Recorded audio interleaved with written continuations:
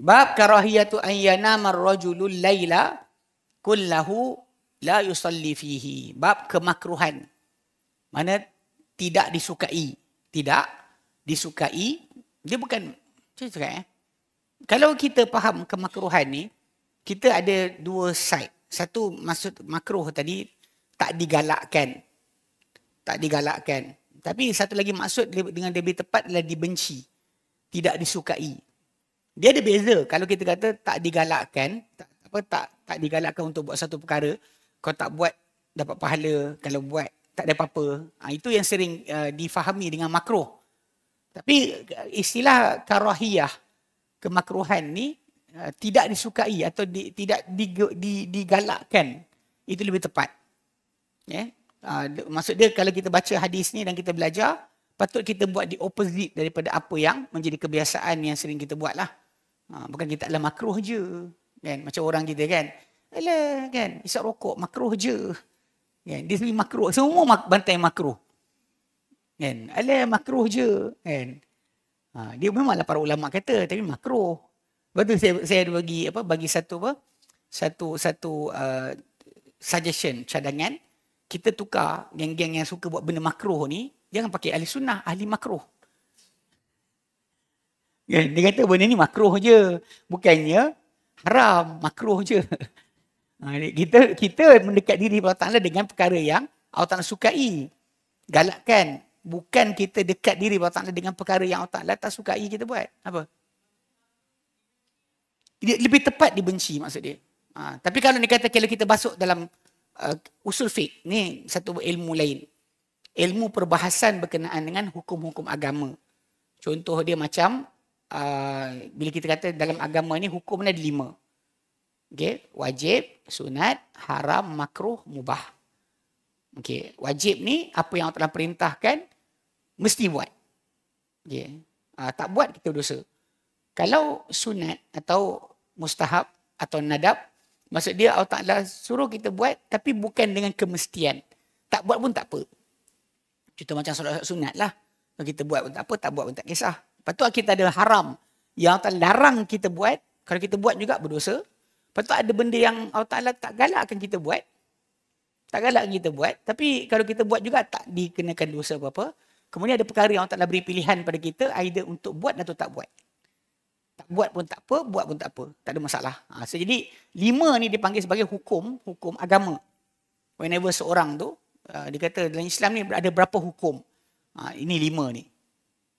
Wajib, sunat, haram, makruh, mubah. Jadi ini yang diorang akan sering tumpukan. Tapi dalam konteks dekat sini, bila kita kata makruh yang kat sini, dengan tajuk masalah ada perkara-perkara berkaitan dengan adab. Adab ada kalanya benda tersebut lebih patut ditinggalkan daripada kita buat juga.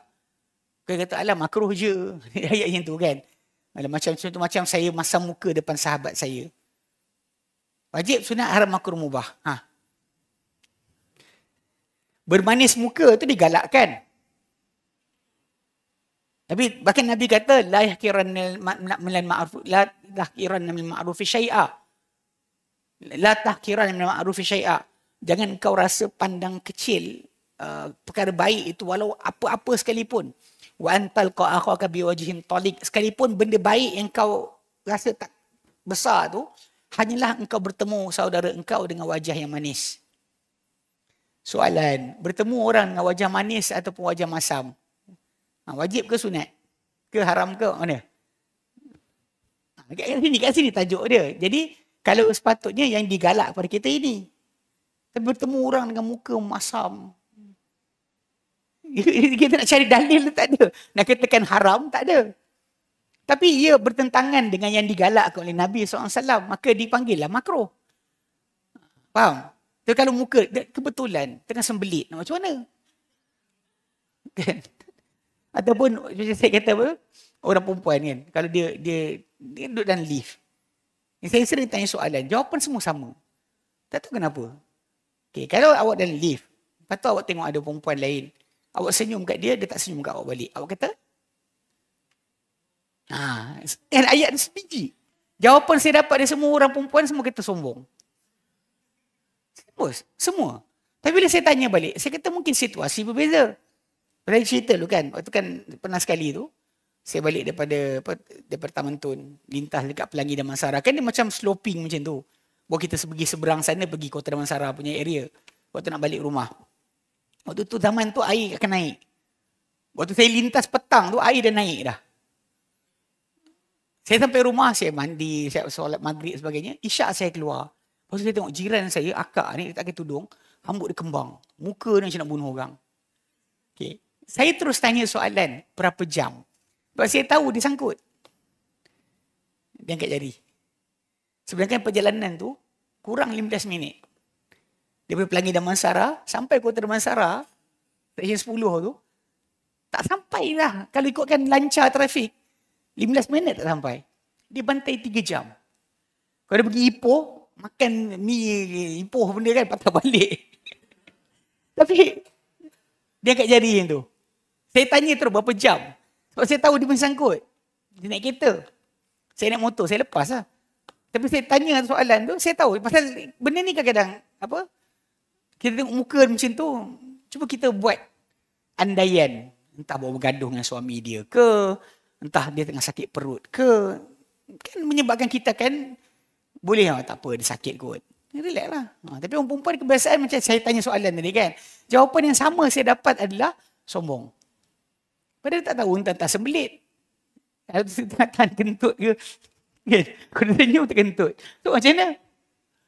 Secara realiti dia wallah alam. Tapi muka masam tadi, dengan apa yang kita ada, manis muka itu digalakkan.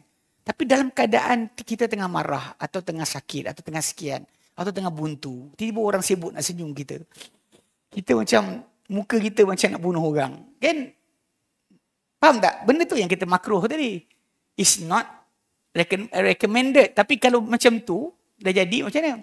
Macam orang baling air kat kita lah. Balas balik ke tunggu je? Okey, yang terbaik adalah jangan balas. Serius, jangan balas lebih baik. Bahkan dengan tak balas tadi, dia boleh jadi tajuk serangan dan sebagainya, buat laporan polis, boleh tangkap. Tapi bila kita balas balik, dia dah jadi dua pihak. So polis akan suruh berdamai je. Macam kes-kes apa yang bertumbuk dekat dengan kedai tu. One by one kan. Dah sekali polis panggil dua-dua, so apa? Damai. Sebab dia dah dua retaliation, dua pihak. Kalau satu pihak saja buat, lain. Okay. Dalam agama sebenarnya memang kita digalakkan, idfa' billati ahsan. Balas dah dengan yang lebih baik. Mana kalau untuk buat buruk pada kita, kita balas dengan, itu galakan agama. Soalan, kalau kita balas buruk juga? Itu tajuk dia. Tak digalakkan, tapi tak berdosa untuk kita balas balik. Tapi tak boleh lebih daripada kadar dia buat. Dan dia marah kita marah dia balik, tak apalah. Dia marah kita, pancit tayar kita. Masalah. Dia jadi nifak lah pula. Idza khasama fajar. Bila kita bertelagah, kita jahat. Tak boleh. Dia limit dia. Kita bertelagah dengan dia, anak dia jangan masuk. Ini telagah dengan dia, anak dia, opah dia, onyang dia semua sekali. Masuk sekali bakul. Tak boleh macam tu. Itu konsep. Tapi kalau kita kata kat sini kita nak bincangkan, adalah tidak disukai. Tidak disukai dan dibenci perbuatan ini. Maksudnya kalau kita boleh, jangan jadi macam yang disebutkan ini. Walaupun kita kata macam, alah tapi sunat je Ustaz. Tapi benda ni menjadi antara sifat orang beriman. Kita nak bersama orang beriman, tapi kita tak buat sifat orang beriman. Rugilah. Macam mana kita nak dapat? Apa yang dijanjikan untuk orang beriman, contoh dalam Quran sebut, dalam surah As-Sajdah, antara sifat orang yang masuk syurga. Tatajafa junubuhum anil madaji'i yad'una rabbahum khawfan wa tama'a wa mimma razaqnahum yunfiqun. Kan berenggang sebelah badan mereka tajafa junubuhum anil madaji'i, daripada tempat tidur. Maksud dia orang bangun solat. Bangun solat, tinggalkan tempat tidur. Itu sifat yang disebutkan Allah Ta'ala tentang orang-orang yang bertakwa. Setakkan kita nak kata macam, alah sunat je. You don't do the same, but you expect result yang sama. Macam mana? Kan? Itu realiti yang pelik lah. Sebab tu kenapa saya lebih suka terjemahan karahiyah ni tadi. Dekat sini lebih kepada maksud apa? Tidak disukai. Tidak digemari. Bukan dengan maksud buat tak apa, tinggal dapat pahala. Bukan. Bukan macam tu. Buat tak apa, tak dosa, tinggal dapat pahala. Itu pada sudut yang tadi. Tapi yang ini kita nak bincangkan adalah masalah tidak disukai. Sebab kita nak menjadi sifat kita seperti orang yang Allah Ta'ala janjikan. Tapi masalahnya bila kita tak ikut ciri mereka tapi kita nak hasil yang sama. Itu pelik. Okay. Dia kata sini, karahiyatu ayyana marrajulul layla kullahu wa la yusalli fihi. Tidak disukai atau kemakruhan, tak disukai untuk tidur. Untuk tidur, seseorang lelaki, perempuan bersama, okay, malam seluruhnya, tidak dia solat padanya. Tidak solat padanya. Okay. Isna asyarata wa sittami'ah, 612, Bukhari Muslim. Arba'a wa sab'ina wa sab'ami'ah, 774, an Abdullah bin Mas'udin, daripada Allah bin Mas'ud radhiyallahu anhu. Qala, beliau berkata, dzukira inda Rasulillah sallallahu alaihi wasallam, telah disebut di sisi Rasulullah sallallahu alaihi wasallam, rajulun, seorang lelaki, nama lailatan, dia tidur sepanjang malam, satu malam, hatta asbaha, sampai dia masuk waktu subuh. Mana dia tidur satu malam tu, seluruh malam tu dia tidur sampai masuk subuh. Okay. By right kita fikir, okey lah, kan malam untuk tidur, so dia tidur, apa salah dia. Tapi qala, bila sebut tentang lelaki sebut pada Nabi kata, dzaka rajulun bala syaitanu fi udunaihi. Itu adalah lelaki yang syaitan, yang kencing syaitan ke dalam dua telinganya. Mana orang yang syaitan kencing ke dalam dua telinganya. Dia terus sampai subuh. Ini bukan bincang bab lajak. Bukan subuh terlajak ni. Ini bukan subuh terlajak. Ini cerita berkenaan dengan sepanjang malam tak bangun langsung solat. Faham Ini sepanjang malam tu ada beberapa jam. Kan, awak boleh kadang tengok sitcom lah, tengok movie lah, tengok cerita Korea sebagainya. Awak boleh tunggu, tahan lasak. Kan? Tegang mata, makan kismis, makan sekian untuk cerah mata tengok cerita. Tapi awak tak bangun langsung solat. Itu maksud dia. Sampai subuh. Sampai subuh. Malam tu dia tidur. Ni tak bincang orang berjaga. Ni hadis ini bukan bincang tentang orang berjaga untuk tujuan lain. Hadis ni orang tidur saja. Sepanjang malam tu dia tidur, tak bangun langsung untuk solat. Dan kita sebut ada tu kan, solat tadi untuk malam, bukan semestinya anda kena solat 11 rakaat ke 7 rakaat. Tak. Hatta kalau anda bangun untuk 3 rakaat, 2 rakaat dah cukup. Dah madai. Dan kalau dia kata benda konsisten, sentiasa dibuat, tak perlu baca Baqarah pun. Ni orang kita macam, tapi nak baca Baqarah tak sempat lah Ustaz. Baca Inna atau Inna pun naci. Ambil tu baca Inna atau Inna. Atau ambil 3 surah lah, 3 surah paling pendek. 3 surah paling pendek kan. Surah Al-As, surah Al-Kawthar, dengan surah Al-As, Al-Kawthar, dengan An-Nasr. An-Nas. 3 surah ini 3 ayat je. Buat rakaat pertama surah ni, kedua, ketiga. 3 ayat je. Setiap surah itu 3 ayat. Bangun. Ini galakan berkenaan bangun. Ini tak cerita tentang habiskan masa untuk lain. Hadis ni cerita seorang lelaki itu tidur satu malam sampai subuh. Nabi kata itu adalah lelaki yang kencing syaitan ke dalam 2 telinganya. Au qala, atau baginda sabda, fi udhunihi, ke dalam telinganya. Zada Bukhari, tambah Imam Bukhari tambah fi riwayatan, satu riwayat, maqama illa salati, tidak dia bangun kepada solat. Mana dia tidur sepanjang malam, tidak bangun kepada solat. Dan kita sebut tadi tak perlu banyak. Tak perlu banyak. Cukup dengan paling-paling ini 3 rakaat. Cukup. Kalau tak mampu 3, 2 ambil. Cukup. Tak perlukan kepada ini. Dan kalau lah anda kata orang tu, dia takut tak bangun, dia boleh buat lepas isyak. Lepas isyak pun dah boleh. Lepas solat isyak, solat. Sekali dengan solat 2 rakaat lepas isyak, solat 1 rakaat lagi. Lepas tu tidurlah. Tak menjadi masalah apa-apa bagi dia. Cuma at least kena ada dalam malam tadi, selepas solat, antara solat isyak sampai ke subuh, ada sekurang-kurangnya solat sunat yang dia buat. Itu maksud dia. Ini belum kita bincang lagi berkenaan dengan 10 ayat ke 100 ayat. Tak. Kita bincang yang tu. Bincang yang paling minimum. Yang Nabi kata, untuk keluarkan diri kita daripada tergolong dalam golongan yang kencing syaitan ke dalam telinga kita adalah kita kena ada waktu solat antara isyak ke subuh. Kena ada satu portion je daripada waktu tersebut yang kita bangun dan solat.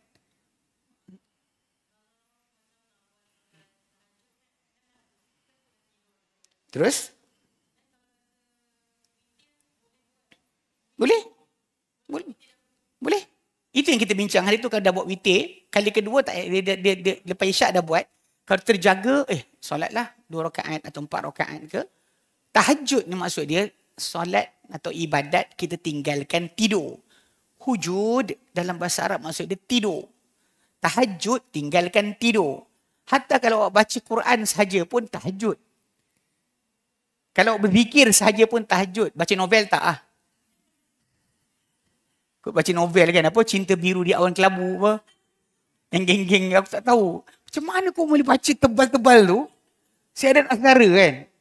Baik-baik korang lah. Kan? Anak saudara saya. Dia baca novel tebal tu. Harry Potter pun tebal tu juga lebih kurang. Khatam. Aku macam, yelah kami dulu budak lelaki ada juga. Zaman sekolah dulu, alam perwira tu. Sikit je, tak adalah tebal tu. Dia 24 line je, 24 muka lebih kurang macam tu. Habis komik tu gambar-gambar habis. Yang ini korang boleh habis satu tebal tu. Saya tengok macam gila. Tapi realiti dia memang apa ibadat kita buat lepas daripada tidur. Ini dipanggil tahajud. Orang kita kadang-kadang masalah timbul untuk bangun malam ni, dia tak tahu nak solat apa. Dia dengar ada kena solat tasbih, kena solat hajat, kena solat taubat, kena solat tahajud. Dan sekali dia mesmerize dengan macam-macam jenama tadi, tidur lah. Ini sangat salah. Sebab saya ulang balik. Just bangun. Jangan ikut ahli bid'ah yang sibuk letak macam-macam tadi. Itu bid'ah. Sebab Nabi SAW tak pernah pun designated pada kita, malam tadi kena berapa tahajud, berapa hajat, berapa taubat, berapa tak ada. Nabi tak pernah tetapkan. Tapi oleh kerana ni kadang wallahu a'lam. Saya tak tahu. Kalau niat, kalau kita kata niat jahat kan, kita kata orang tu saja complicated kan supaya orang lain semua tak bangun. Lepas tu dia kata malam tadi saya bangun. Orang tak tahu nak solat apa? Apa dia?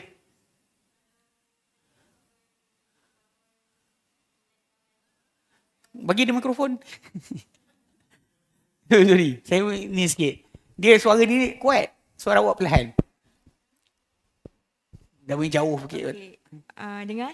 Ya. Yeah. Soalan saya, tadi Ustaz dia cakap bangun tahajud tak semestinya solat sunat. Boleh jadi baca Quran. Betul. Okay, baca novel tak kira. Tapi kalau seseorang tu dia bangun untuk study, adakah itu kira tahajud? Sebab tadi tuntut ilmu juga. Kalau dia study, dia baca buku dan sebagainya, demi kerana mendapatkan ilmu. Dia dua ada manusia belajar. Saya ingat dulu waktu kami di Yaman dulu, kami punya guru, dia berikan amaran kepada para pelajar yang suka minta zakat. Suka minta zakat kan. Dia kata kalau korang minta zakat, ini Syekh Muhammad bin Ismail Al-Imrani rahimahullah, timbalan mufti Yaman. Dia kata kalau korang minta zakat tadi, kalau korang belajar memang lillahi ta'ala. Bukan untuk baiki ekonomi. Faham tak? Sebab ada orang belajar sebab nak baiki ekonomi. Ada orang belajar memang lillahi ta'ala. Contoh macam dia belajar ni, dia kata kalau aku tak belajar ni nanti siapa nak ingatkan orang kampung aku. Kalau aku tak belajar jadi doktor, siapa nak rawat orang-orang di kampung aku. Kalau dia mempunyai niat sedemikian, dia berbangun, itu adalah ibadat.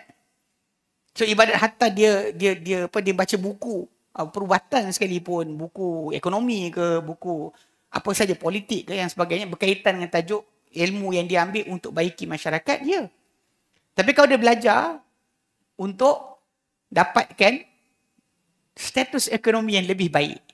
Dan awal-awal lagi masalah. Lagi Syekh tu kata apa? Kau jangan minta zakat. Tak halal pun orang. Sebab orang masukkan dalam masalah asnaf zakat tadi, fisabilillah. Dan kau yang belajar, dia kata, kamu yang belajar hanya jadi fisabilillah bila kamu belajar kerana Allah. Tapi kalau kamu belajar kerana baiki ekonomi, bukan. Itu beza. Jadi kena tanya juga soalan tu, dia sini jauh lah. Orang yang belajar tu dia tahu, kenapa aku belajar? Untuk beli rumah lagi besar, untuk kereta besar lagi, untuk sekian, boleh melancong ke? Why do you learn? Dia baik solat. Helmi kata baik solat. Bangun solat. Lepas tu buat benda lain tak apa. At least kalau kita kata solat 2 rakaat dan lepas tu bacalah buku untuk baiki ekonomi. At least solat tu kita buat. Jadi kita kata secara tak langsung perkara berkenaan kita dah align kan, kita dah buat apa yang Nabi suruh. Kita laksanakan solat. Tapi kalau dia kata dia bangun baca buku saja tanpa solat dan sebagainya, paling kurang istighfar lah kalau dia tak boleh solat. Contoh perempuan kan datang bulan dan sebagainya. Ya astagfirullah. Ataupun nanti kita akan baca doa yang patut kita buat bila terjaga malam, patut kita kata la ilaha illallah wahdahu la syarikalah lahul mulk wa lahul hamd wa huwa ala kulli syai'in qadir. So yang tu kurang-kurang disebut oleh seseorang itu bila dia bangun malam. Yep. Ustaz, tapi let's say zakat tu untuk kelangsungan hidup dia masa dia study tu, itu lain cerita lah kan? Kalau kelangsungan hidup lain. Ni kadang-kadang contoh macam pasal zakat ni untuk seorang yang berjihad fisabilillah, walau dia kaya halal. Saya seorang yang kaya, tapi saya berjuang di jalan Allah Ta'ala, berperang dan sebagainya, zakat untuk saya halal. Itu beza berkenaan dengan masalah zakat yang diambil. Sebab kadang-kadang budak-budak ni saya tengok, time belajar dulu, ada yang keluarga dia boleh tahan kaya. Kan? Ada kaya. Jadi dia boleh dapat zakat atas asnaf fisabilillah tadi. Kalau dia miskin tajuk lain. Kelangsungan hidup, orang tu dapat di atas dasar itu. Ini kita bincang pasal kes belajar tadi. Kalau belajar mana yang dikatakan ibadat. Yang khusus untuk dikira sebagai benda tu tadi dia bangun bagi tahajud. Zikir dia tahajud, baca Quran dia tahajud, solat dia belajar pun tahajud. Tapi kena define lah. Hatta kalau dia telefon keluarga dia pun tahajud. Tak kisahlah, yang pentingnya benda tu ada berkaitan dengan tajuk benda yang disarankan dalam agama. Tu tahajud ni orang kita dah kecilkan skop. Dia kecilkan kepada solat. Sedangkan tahajud itu maksud dia adalah tinggalkan tempat tidur. Solat tahajud, solat tinggal tidur. Awak tidur, hujud, awak tinggal tidur. Kalau baca Quran pun dikira tahajud. Awak berzikir dikira tahajud. Awak mutalaah pengajian dipanggil tahajud. Dengan syarat tadilah, jangan belajar kerana nama. Kenapa hafal hadis? Kerana apa? Nak jadi orang panggil ulama. Tak boleh juga. Even belajar agama pun akan rosak. Even orang belajar agama lagi awal akan kena. Dia bukan orang kata macam ini belajar agama je ke lepas. Asal agama je boleh. Kami belajar benda lain tak dapat. Tak. Hatta belajar agama lagi memula kena. Akan memula langkah kaki kepada tajuk ni adalah orang belajar agama. Ingat 3 orang yang mula-mula dinyalakan api neraka untuk mereka. Ingat nombor 2. Seorang yang belajar, mengajar kan agama serta baca Quran. Kan bila depan Allah Ta'ala kata, apa kau buat? Betul ke ini kau dapat? Kenapa kau buat macam tu? Dia kata, ya Allah kau beri aku tenaga, kau beri kekuatan, aku belajar kerana-Mu, aku mengajar kerana-Mu, aku baca Quran kerana-Mu. Allah Ta'ala kata, bohong. Bahkan kau belajar dan mengajar supaya orang kata kau ni alim. Kau belajar dan mengajar supaya orang kata kau alim. Dan kau baca Quran sedap-sedap supaya orang kata kau ni qari. Wa qad qil, telah pun dikatakan, wahai malaikat ambil masuk neraka. It's not the safe thing. Kan ada yang macam, untunglah awak, anak awak belajar agama. Dia tak tahu, sebelah kaki dah. Duduk dalam neraka kalau dia kata tak betul niat. Niat salah pun tak masalah. So anything concern tajuk dia masalah tahajud tadi kena faham. Dia bukan limited kepada perkara-perkara yang lah macam kita bayangkan. Tapi at least kalau tidak macam Hilmi kata tadi, bangunlah solat dulu. Before kita baca buku, solat dulu. At least kita isi waktu tadi, memang kita ada solat. Jangan tidur bermanjang-manjang tapi tak solat langsung. Okay, kadang orang suka buat benda lain, scroll telefon. Tengah jaga malam, scroll. Tengok benda kan. Tapi solat tak boleh. Buka TV boleh, tengok cerita boleh. Tapi nak bangun 2 rakaat tu pun dia jadi macam kenapa entah. Tapi yelah macam Nabi katalah, ini yang orang tidur. Bayangkan orang yang isi waktu dengan benda lain. Boleh ada berjaga tapi tak solat. Sedangkan yang ini hadis Nabi ni sebut tentang orang tu tidur. Apa salah dia tidur? Betul tak? Daripada tengok movie dan sebagainya, tidur tu okey lah. Tapi yang tidur ni pun Nabi kata kencing syaitan dalam telinga dia. Bayangkan yang tak tidur. Yang sibuk dengan benda lain. Okey.